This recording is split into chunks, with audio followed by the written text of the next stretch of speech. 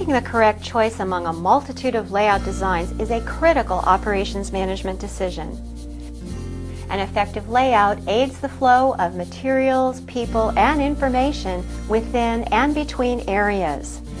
There are a variety of approaches available, such as fixed position layout to accommodate large, bulky projects, process-oriented layout dealing with low volume, high variety production, office layout where workers are positioned to facilitate information flow, retail layout addressing shelf space allocation and customer behavior, warehouse layout balancing space and material handling needs, and product-oriented layout which seeks the best personnel machine configuration in repetitive or continuous production. In this video, we'll see a modification of a traditional process-oriented layout at the prestigious Arnold Palmer Hospital in Orlando, Florida. When the Arnold Palmer Hospital began drawing up plans for its new 273-bed, 11-story hospital to be built across the street from its existing location, managers had the chance to create the design and layout literally from the ground up. With a $100 million investment, a fresh look at layout was possible. We were really facing capacity issues, and we were fast approaching almost 9,000 deliveries a year, and we began to get some concerns voiced from some of our very loyal physicians and from some of our patients because they were beginning to experience long wait times. So we knew we had to address that, and the way that we did was we focused on many of our throughput processes. We implemented many process improvement teams to try to make sure that we had looked at every possible solution to get patients in and out as quickly as we could, and then we began our expansion plan. The new hospital's unique circular pod design provides for maximum efficiency in the delivery of quality patient care by minimizing the number of trips and distances covered by staff. Arnold Palmer Hospital's innovative pod design has many of the attributes of a work cell that reorganizes people and facilities into small groupings, so effort is focused on making a single product or providing a single service. This approach puts the staff in closer proximity to the patient. Computerized medical records, stations, linen storage, and elevators used for food service deliveries. The hospital's pod design also incorporates a strong patient-centered service-scape, featuring a serene environment with warm colors, private rooms with pull-down Murphy beds for family members, 14-foot ceilings, and oversized windows to provide natural light in each room. No hospital had ever come up with a design and layout quite like this one. We truly wanted to ask our customers. That was initially what we decided to do. I know it sounds like Management 101, but it's a step that a lot of people don't spend enough time on. So we worked with our customers, whether that be the nurses, the physicians, our patients, and asked them what's really important in your current design. What do you like about the facility? What don't you like? From that, we identified two key drivers early on in the process. Those were to maximize operations by design and to make sure that we created a healing environment.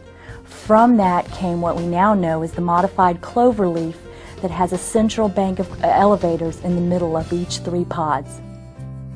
The new layout was considered radical by some who were used to the traditional hospital layout. Extensive motion and time studies were done, and computer simulations of daily nursing staff movement were created to better understand what the new layout must achieve. Slowly, the pod concept with a central nursing area and its pie-shaped rooms caught on as administrators, medical staff, nursing staff, and employees began to see the benefits. Certainly you can imagine that we had skeptics. Just because it was such a radical design, we've gone from a rectangular building to a circular type building. And what we wanted to do is involve everyone as early as possible into the design phase. We had over 35 user groups, over 1,000 different meetings, really try to engage staff in their input. We also worked with Jonathan Bailey of Jonathan Bailey & Associates and looked at time motion studies. We wanted to make sure that this was an efficient design, so that would be a selling point to our skeptics. antiseptics.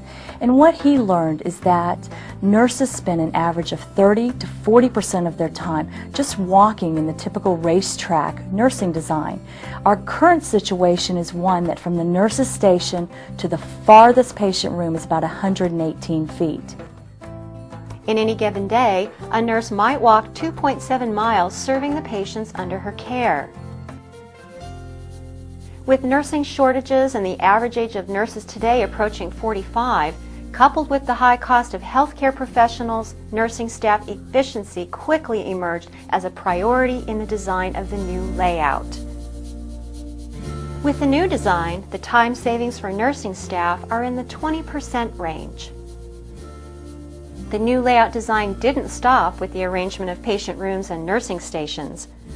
A leading-edge study of environmental issues in neonatal intensive care units revealed a need for rethinking this area's layout as well.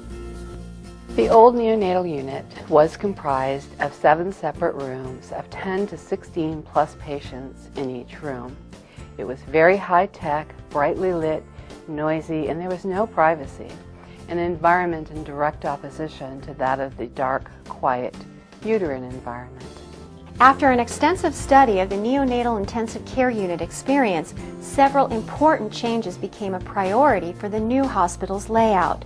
Staff members volunteered to participate in a pilot developmental nursery project focused on family-centered care and making changes to the environment to reduce noise and light.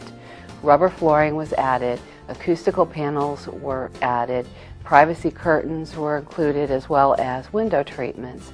And these were very important renovations that we included in our new design. At the end of making the renovations in our old unit, we did conduct a study, and we found that the babies in the developmental room actually had less days on the ventilator, they grew faster, and they had shorter stays than the babies in the traditional nursery. So we were very excited about including this in our new design. The result of the new layout is another step towards meeting Arnold Palmer Hospital's primary goal of quality care. Did the Arnold Palmer Hospital achieve its layout design considerations? From the smiles and faces of its patients and nurses, the answer appears to be an unqualified yes. Layout is a critical operations management decision, one that's difficult to change once it's set. And thinking out of the box makes operations management such an exciting discipline. Work cells were initially developed in manufacturing environments. Notice how the hospital's pod design has many of the attributes of a work cell as described in your text. Less floor space is required, reduced direct labor, and empowerment resulting in a heightened sense of employee participation. In this situation, the hospital needed to analyze parameters such as trip frequency, location of nurses stationed in rooms, and distance matrices. Just look at the impact.